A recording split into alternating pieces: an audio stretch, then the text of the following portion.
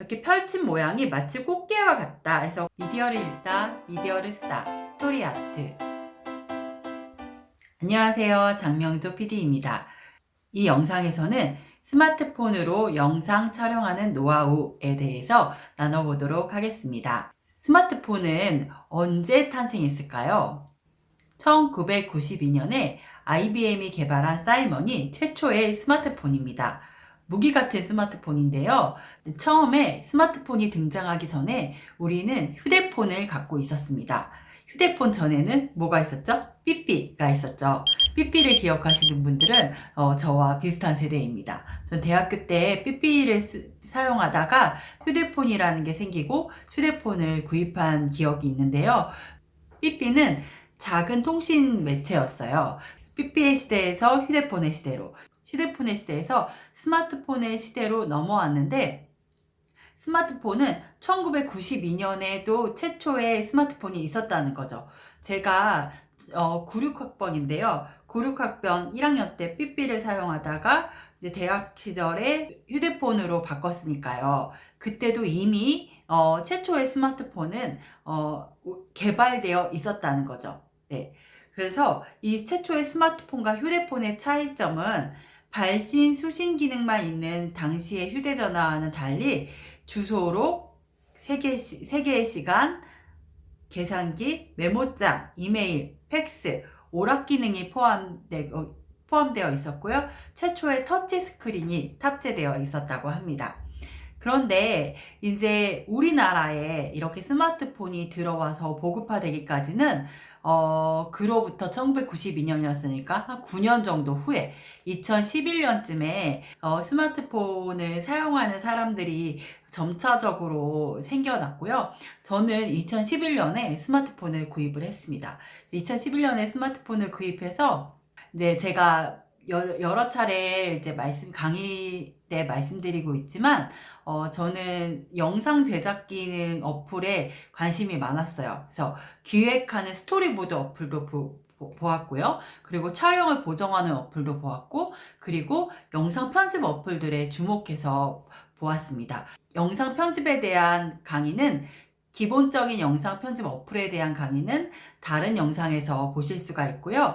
이번에는 영상 촬영, 스마트폰 영상 촬영에 대해서 우리가 배워보려고 하는데요. 스마트폰 영상 촬영 어플은 스마트폰 영상 촬영 보정 어플이 많이 있잖아요. 그런데 저는 보정 어플을 권장드리지 않습니다. 기본 카메라 있죠? 스마트폰에 기본적으로 탑재된 카메라로 촬영하시기를 권장드리고요. 그리고 추후에 보정이 필요하면 그것은 편집 과정을 통해서 편집을 하십시오. 그러면 내가 원본도 가지고 있고 원본을 편집한 편집본도 같이 보유하고 있어서 언제든지 원본을 새롭게 가공해서 사용할 수 있기 때문에 그 방법을 권장드리겠습니다. 스마트폰 영상 촬영에 대해서 이제 본격적으로 배워보도록 하겠습니다. 스마트폰 영상 촬영이 등장하기 전에 우리는 영상 촬영을 6mm 카메라 아니면 방송국에서 사용하는 ENG 카메라로 촬영을 해왔어요. 그리고 이제 스마트폰으로 촬영이 가능해졌는데, 스마트폰이 등장하면서 이제 디지털 캠코더가 업계가 기울 정도로 스마트폰이 우리 손에 간단한 영상 촬영 매체, 사진 촬영 매체로 자리 잡았습니다. 스마트폰으로 동영상을 촬영할 때는 흔들리지 않도록 촬영하는 것이 중요합니다. 이렇게 스마트폰 화면은 작잖아요. 이렇게 작은 스마트폰으로 우리가 촬영을 했을 때 나는 흔들리지 않게 영상 촬영을 잘했어 라고 생각해도 큰 화면에, 큰 스크린에 얹어서 보면 영상이 흔들리고 있다는 거죠. 그래서 흔들리지 않게 촬영하는 게 첫 번째 노하우고요. 스마트폰 촬영할 때 흔들리지 않게 촬영하려면 우리가 꽃게 자세 촬영을 배워야 되는데요. 꽃게 자세는 엄지와 검지로 스마트폰의 사면을 잡은 후에 세 손가락을 이렇게 펼치십시오. 이렇게 펼친 모양이 마치 꽃게와 같다 해서 꽃게 자세라고 부릅니다. 그리고 어깨는 이렇게 하는 게 아니라 어깨는 붙이셔야 돼요. 내 몸을 삼각대로 만들어야 돼요. 삼각대가 없이 촬영을 할 때 안정적으로 촬영하려고 하는 거기 때문에 내 몸을 삼각대로 만들기 위해서는 어깨를 붙이고 이렇게 허리에 힘을 주시고, 그리고 촬영을 합니다. 근데 촬영을 할 때 이런 빨간 레코드는 어떤 손가락으로 눌러요? 빨간 레코드를 이렇게 누를 수는 없잖아요. 그렇잖아요. 그럴 때 이제 검지를, 오른쪽 검지를 중지로 바꿔주십니다. 그리고 오른쪽 검지로 빨간 레코드를 누르세요. 하나, 둘, 셋, 넷, 다섯 하고 다시 스탑 버튼 이렇게 누를 수 있겠죠. 이렇게 촬영을 하실 것을 권장드립니다. 이렇게 꽃게 자세 꼭 기억하시고요. 그런데 이렇게 커버형 케이스가 있어요. 이렇게 덮어서 이렇게 지갑처럼 사용하는 이런 커버형 케이스가 있잖아요. 커버형 케이스를 사용하시는 분들은 영상을 촬영할 땐 커버형 케이스를 벗기고 촬영을 하십시오. 왜냐하면 커버형 케이스가 달려있으면 꽃게 자세를 이렇게 꽃게 자세로 스마트폰을 잡기가 어렵기 때문입니다. 스마트폰은 순간 포착을 할 수 있는 아주 유용한 촬영 도구입니다. 촬영 도구라고 말씀드렸는데요. 스마트폰으로 전화할 땐 전화기, 스마트폰으로 촬영할 땐 카메라, 그리고 스마트폰을 편집할 때는 편집 컴퓨터가 되는 것입니다. 그래서 이제 스마트폰 영상 촬영할 때 아주 좋은 카메라가 순간 포착을 할 수 있는 카메라예요. 왜냐하면 우리가 6mm 카메라를 예전에도 갖고 다니는 사람들이 있었어요. 그런데 6mm 카메라는 6mm 카메라로 촬영을 하려면 꺼내서 세팅하고 촬영 준비를 해서 촬영을 해야 되죠. 그래서 어떤 순간을 포착해서 촬영하기가 어렵습니다. 근데 스마트폰은 우리가 주머니에 넣고 다니다가 아니면 손에 들고 다니다가 내가 촬영하고 싶은 장면이 내 눈앞에 펼쳐져요. 그러면 바로 스마트폰을 꺼내서 촬영할 수 있겠죠. 그래서 순간 포착이 중요합니다. 그래서 내가 스마트폰도 스마트폰 영상 촬영이 무조건 좋은 것만은 아니에요. 6mm 카메라를 쓰는 이유가 따로 있겠죠. 6mm 카메라로 훌륭한 영상을 담는다면 스마트폰을 그 정도의 효과는 발휘하지 못하지만 순간 포착의 효과는 또 6mm 카메라가 따라올 수 없는 아주 중요한 장점이고 아주 중요한 기능입니다. 순간 포착을 잘 하려면 내가 평소에 생각을 많이 하고 내가 평소에 좋은 것들을 잘 볼 수 있는 안목을 키워야 돼요. 그래서 이것을 영상으로 사람들에게 전달하고 싶다라는 생각이 들면 또한 실천력, 또 관찰력도 필요하고요. 또한 실천력이 필요하겠죠. 왜냐면 내가 관찰을 해서 저 장면을 내가 영상으로, 사진으로 촬영하면 좋겠어 라고 해도 귀찮아 하고 그냥 지나칠 수 있잖아요. 그래서 내가 그것을 바로 촬영을 실행할 수 있는 실천력도 필요하겠습니다. 그래서 스마트폰 영상 촬영 교육을 하면 학생들에게도 이러한 관찰력과 그리고 실행력 등을 키워줄 수 있겠죠. 그리고 기획 아이디어도 항상 생각할 수 있는 이런 생각하는 힘도 키워줄 수 있겠고요.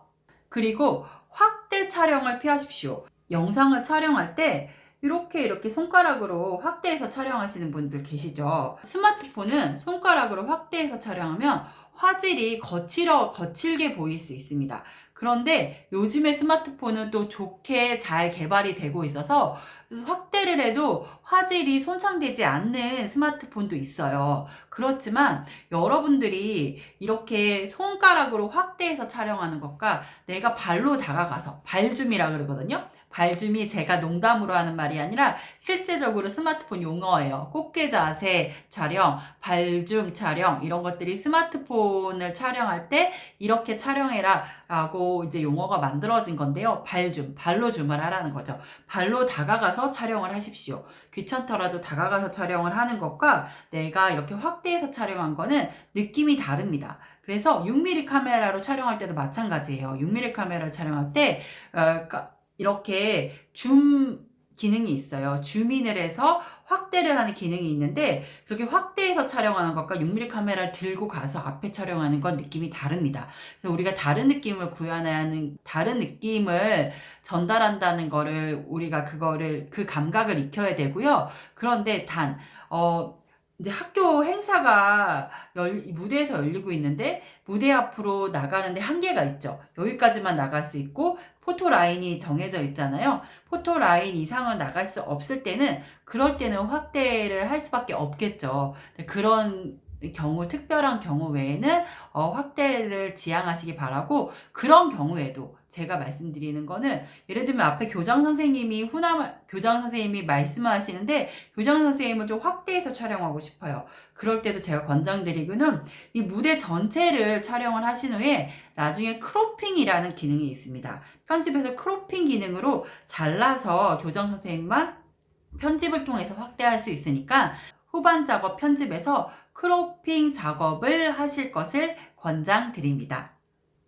그리고 스마트폰으로 촬영할 때 몇 가지 도구를 활용하실 수 있는데요. 삼각대 겸용 셀카봉 있잖아요. 삼각대 겸용 셀카봉을 하나 구매하셔서 유용하게 활용하시기를 권장드립니다. 다이소 같은 곳에서도 저렴한 가격으로 구입할 수 있는데요. 삼각대 겸용 셀카봉을 항상 가방에 넣고 다니면서 셀카도 촬영하고 이렇게 필요할 때 삼각대로 놓고 촬영을 할 수 있어요. 저도 지금 스마트폰으로 영상 촬영을 하고 있는데 삼각대, 셀카봉 겸용 삼각대에 놓고 영상 촬영을 하고 있습니다. 그리고 포비라는 촬영 도구가 있는데요.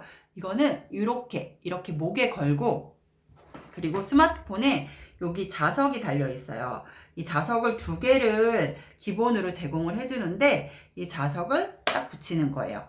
그러면 이렇게 해서 내 눈앞에 펼쳐진 내용들을 쭉 촬영해 나갈 수 있겠죠. 그렇게 촬영을 할 수도 있습니다.